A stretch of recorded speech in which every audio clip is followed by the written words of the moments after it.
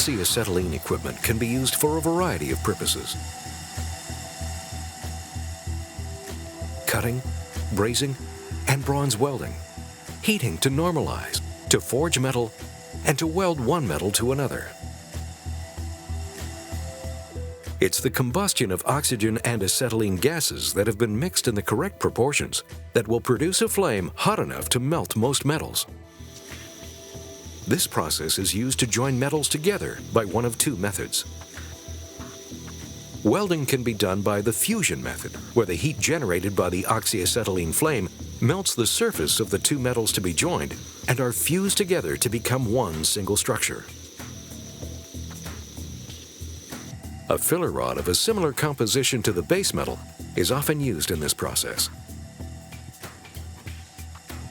Low-temperature welding utilizes a dissimilar metal or filler rod that is melted by the oxyacetylene flame, and this filler rod is drawn between the two surfaces of the two materials either by capillary action or by surface tinning, and in this way the metals are bonded together.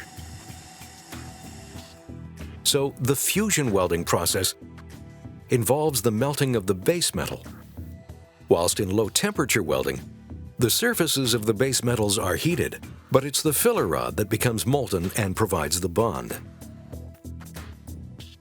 The proportions of oxygen and acetylene gas can be varied to create a flame that is suitable for welding metals of different types and thicknesses.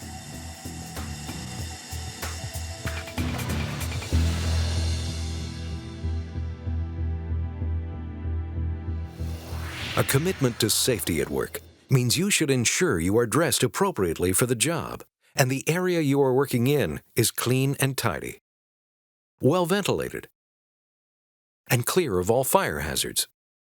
So before you commence work, ensure that your work area is tidy and free of all rubbish and flammable materials.